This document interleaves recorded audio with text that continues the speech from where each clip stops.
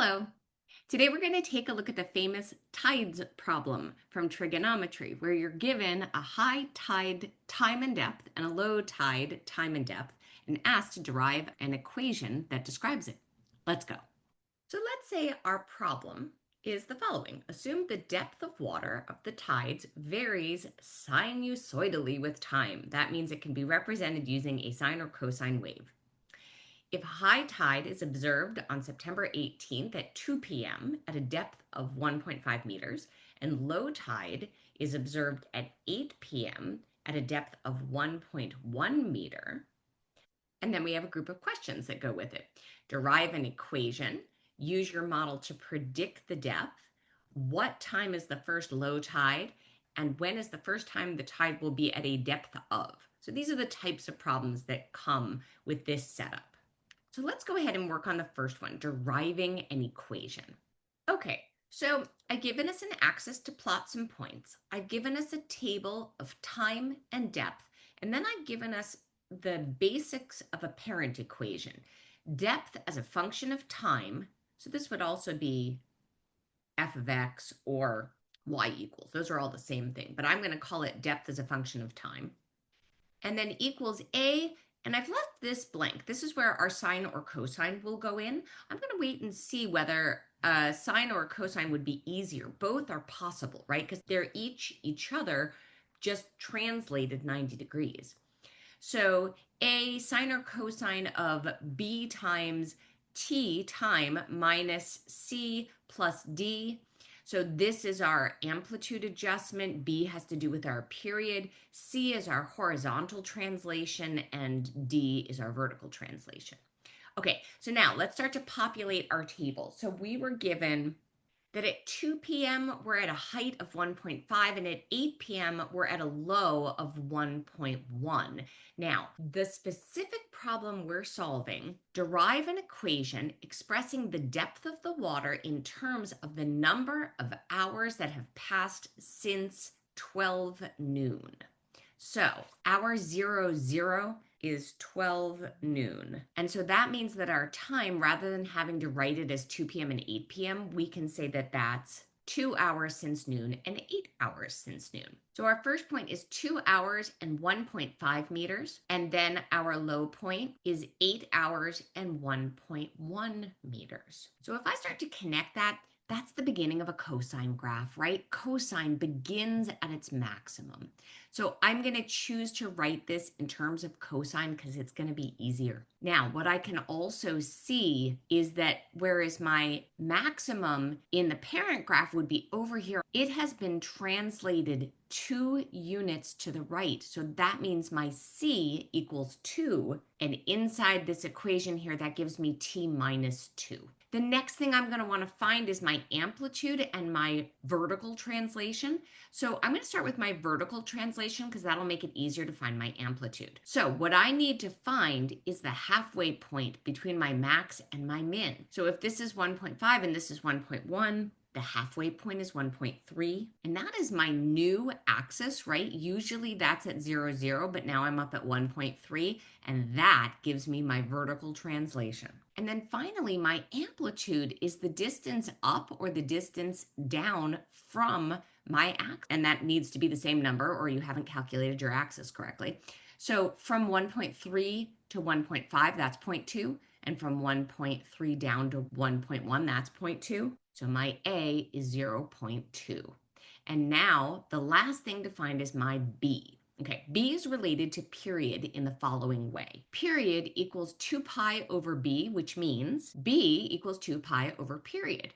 Okay, well, what's my period? Well, from 2 to 8, I have done half of my period. I've gone from my max to my min. So that means if I go another 6 in this direction, and I'm going to write this in military time, so that's 14 hours since noon, otherwise known as 2 a.m., I will have again passed through my axis and gone to my maximum again or my high tide. So That means that my period from 2 to 14, that is a total of 12 hours, which means my B is pi over 6. And now I have completed my first problem, which is create an equation that describes this information as a sinusoidal wave. Fabulous. Okay, so now let's take a look at our second question. Use your model to predict the depth at 4 p.m.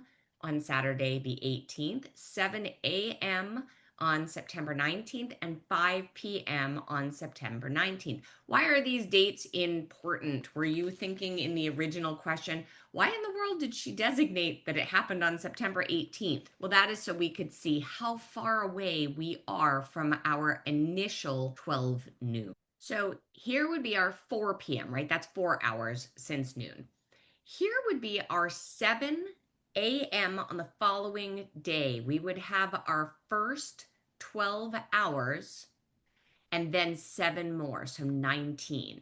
And then here would be our 5 p.m. on the following day. We would have our first 12 hours plus 17 more hours, or 29. Now, what I also want to point out to you is that 5 p.m. on the 19th is the same as 5 p.m. on the 18th, where we started. So you could plug in 29, or you could plug in 5, and you'll get the same thing. So let's take a look at what that looks like. So the first thing I want you to do is I want you to go into mode, and I want you to make sure that you are working in radians right now. I chose to use 2 pi. When calculating my period, that means I did this in radians. So you need your calculator to be in radian mode.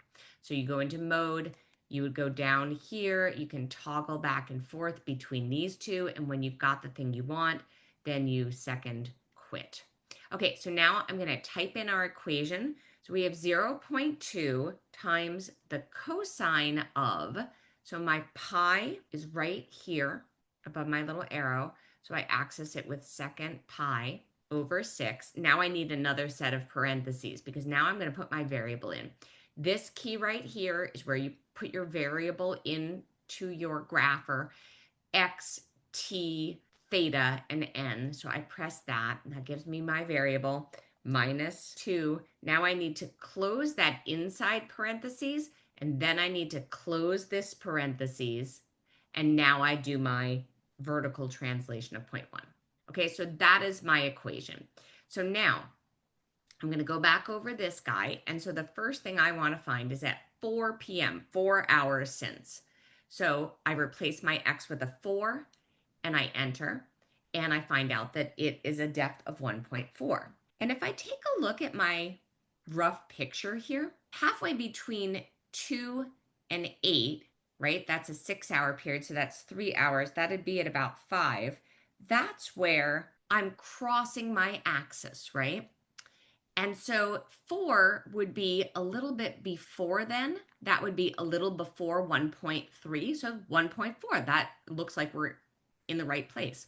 So it's good to just kind of check and make sure you haven't either created your equation incorrectly or typed something in wacky.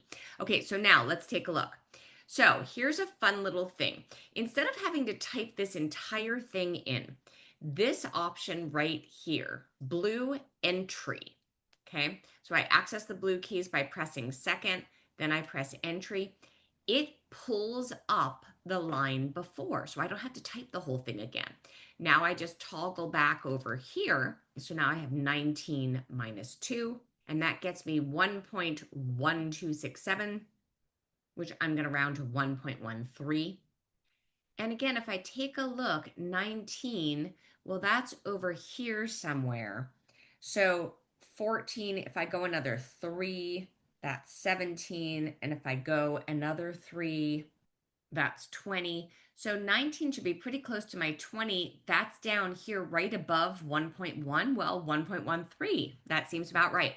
And so now let's show you that 29 and 5 are the same. So I'm going to go back here. How do I call this guy back up? That's right. I'm going to second entry. That calls that back up. I'm going to toggle over to my 19. I'm actually just going to rewrite that 1 into a 2. So now I have 29. Enter, and I get 1.3. And let's do that again, second entry. So let's check it at 5. And lo and behold, I also get 1.3. So you can see that 5 p.m. or writing it as 5 p.m. the following day gets me the same answer.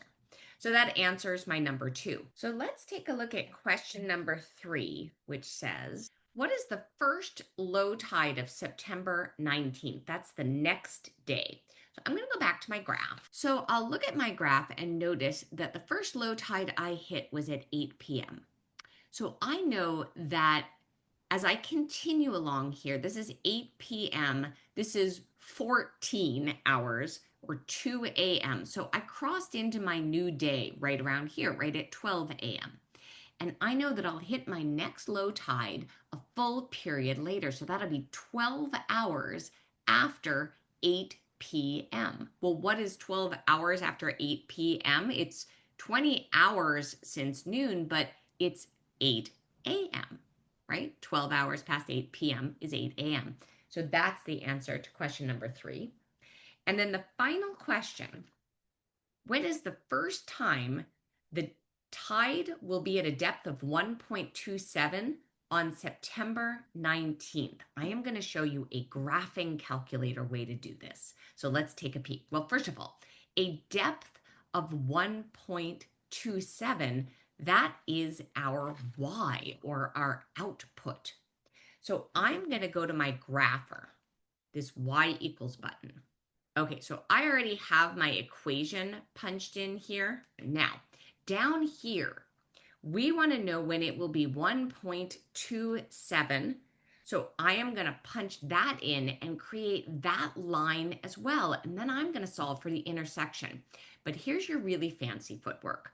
They want to know when that happens on September 19th. So I am going to go to my window, okay? And I am going to change my y minimum and maximum so that I am looking at September 19th. So here's September 18th. We pass into September 19th, we said right about here. So I'm going to start my window up here at 14 hours. And then I'm going to check when is the first time I get to 1.27, and I'm anticipating it'll be down here. But so here I go to my window, and I'm going to make my minimum 14. That way I am not going to include anything that happened on September 18th. And maybe I'll expand my window to include, 48 hours. And then my y min is 0. My y max, well, I know I don't go higher than 1.5, so I could adjust that and make that 2. And then because that's so small, maybe I'm going to take my scale and make that 0.2. All right, now I'm going to go ahead and graph these guys. So there is my cosine wave starting on September 19th. And there are all the places where it will be 1.27, and I want the first one. So I am going to go to my calculate. I access that by second, calculate, and now I'm going to say I would like the intersection. So I toggle down there and press enter, or you could just press 5. Okay, now first curve. So I need to use my left, right arrows and get back to approximately that intersection. So I'm just holding that down until I get there. First curve, that means we're traveling on the sinusoidal wave right now. So that's approximately where I want to be. And you can see right there, y is 1.27-ish. So I'm going to press enter. It tells me my second curve, so that means this guy, but I don't need to move anything, so I can just press enter again. It wants a guess. Well, I'm kind of right at my guess, so I can just press enter again. And now it pops out that the first time will be 17.28 hours from where we started. And that's about what we predicted, right? We said it would be here. Now, that's not a time on the clock. So let's make that a time on the clock. Okay, so first of all, the first 12 hours of this get us to 12 a.m. So then 17, that gets us to 5 a.m. And then 0.28 of an hour. So let's do that math. 0.28 of always means multiplication. An hour is 60 minutes. So that tells me 16 minutes and 0.8 of a minute. So that's 5:16 a.m. And let's do it one more time. 0.8 minutes times 60 seconds is 48 seconds. So 5:16 a.m. and 48 seconds is the first time we will hit that 1.27 on the next day. And that is how you do the famous tide problem in trigonometry. All right, leave any questions or comments you have. Consider subscribing to my channel so you know when I put out a new video. And as always, keep on mathing.